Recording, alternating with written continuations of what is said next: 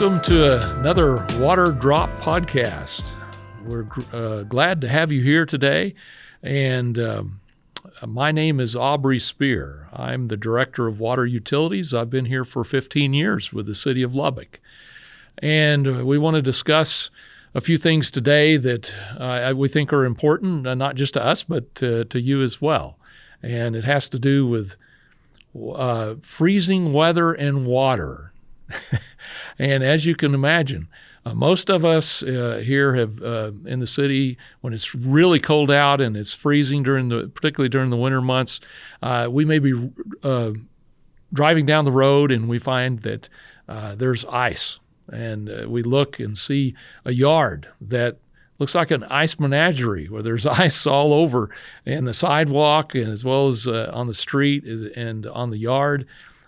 Someone has been irrigating, and they're irrigating when it's freezing outside, causing a very hazardous situation for all of us.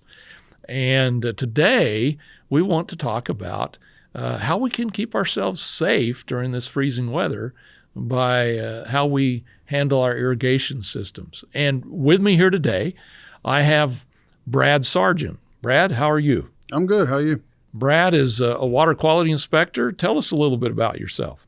I've been with the city 8 years. Been doing the water quality inspection for 7.5 years of it.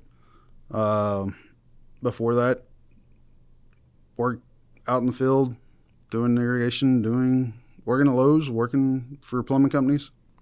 So Brad obviously you have a lot of experience, and that's why we have you here today. And so we're going to have a little dialogue and talk about this freezing weather and water and ice and what we can do to be safe. And so first tell us a little bit about, the city of Lubbock has some restrictions on what you can do with your irrigation systems in the winter months. Tell us a little bit about those restrictions. So with the city restrictions, you're still only allowed to water 2 times. You're allotted 2 times a day, or 2 times a week, I should say, as long as it's above 35 degrees between October and April 1st. Then April 1st, we go back to our summer restrictions, which you don't water between 10 a.m. and 6 p.m. Right. So during the winter months, that 35 degrees and below becomes a taboo. Don't irrigate. Do not irrigate. Right. And that will help with the ice situation. Yes, that'll help with all the hazards on the sidewalks, on the streets. People out walking first thing early in the mornings at 6, 7 o'clock in the morning. Keeps them safe, keeps their animals safe. What does it do to the actual irrigation system if you try to water and it's freezing out there? Does it damage things? It can potentially freeze your heads themselves, especially if we get a real hard freeze, below 20 degrees. You can also potentially damage your backflow devices or any piping. Even though they say water movement will not freeze, cold enough temperature, it will still freeze at a water movement. Yeah. So your irrigation system, it's good for you to turn it off, I guess, during this freezing weather. Yes. Right now, I would highly recommend you turning it off.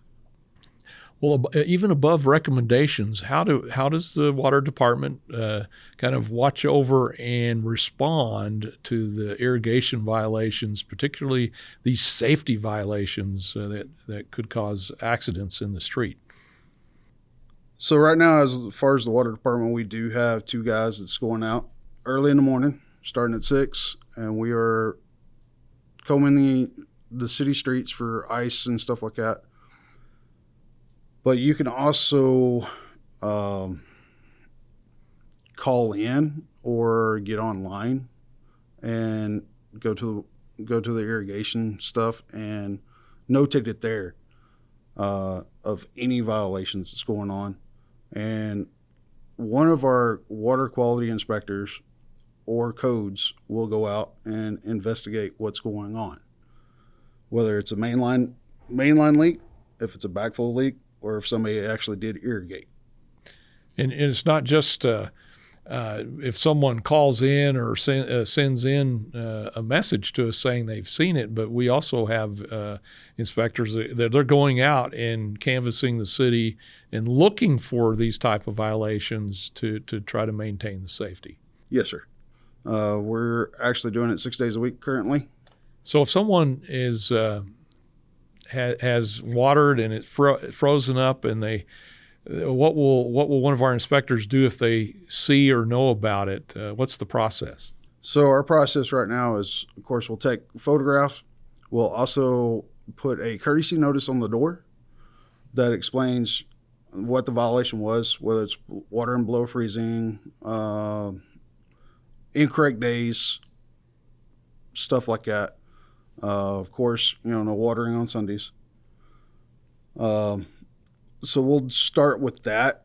And then if we catch the premise again, then we'll tag you again, and you're up to potentially getting a citation. Right. So we try to educate people through a notice, a courtesy notice, that here's what you're doing that's in violation of our ordinance, and also the safety issue. If they persist, then they could receive a citation, fine, Yes. For putting people at risk because of the ice that's on the sidewalk and the roads. Yes, and that goes for commercial and residential. Right. Right. So it's just not just the residential. We are looking at commercial businesses. We are looking at everything. So if one of our citizens has has the irrigation system and or a backflow device, what are some tips you have for how they can protect them during this freezing weather? So on your backflow devices, you can insulate the boxes, and that will help protect the backflow device, since the backflow device is brass, and brass and coal do not mix, and they will freeze and crack and have other issues. As far as on your irrigation systems, activating your rain-free sensors is a big deal. Your rain-free sensors are supposed not to allow you to come on below 38 degrees. Sometimes that's not always true. Your rain-free sensors do have a battery life in them, and those battery lives can go bad. Some of the older systems don't have those. So what would be the best thing for you to do if you have one of the older irrigation systems? On an older irrigation system, you can retro a rain-free sensor to it, or just turn your system off. To me, it seems like the thing to do. I know that with mine, I just turn it off in the winter, and I turn it on when it's my watering day and it's warm enough to do it.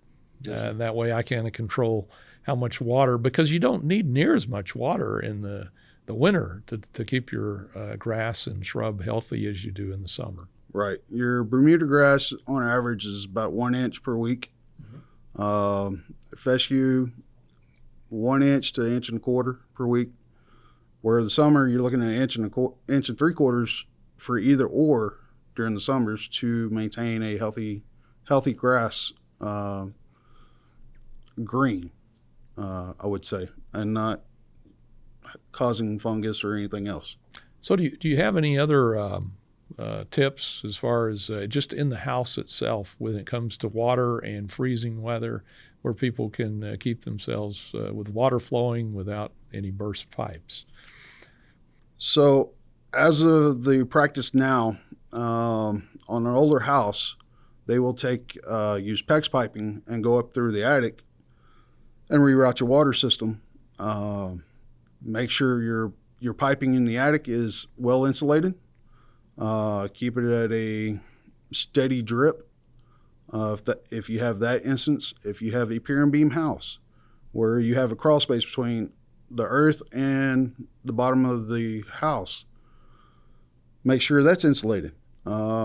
Your draft holes is what I would call them. Make sure they're plugged so no cold air is going up underneath the house. I've heard instances of doing a space heater, and I do not recommend that at all. I've actually seen that one on YouTube, and that scares me. So if someone sees a hazardous situation or a violation, a water violation, then what should they do? Go online, report it to the education department, and they will transfer it to our department for sure. You can also call the main number for the water department, and it can go that direction. You can call the education department. You can call 311, and they can actually transfer you to the correct department also. Very good. Well, Brad, we appreciate you being here today and conversing with us a little bit about how we can protect our irrigation systems and the public. We appreciate all of you being here with us today. And much of this that we've talked about is common sense. Be safe and be aware of your surroundings and make sure that your irrigation system is not watering during those times which are freezing, so that you can keep yourself from having busted sprinkler heads and you can keep the public safe. Thank you for being here today.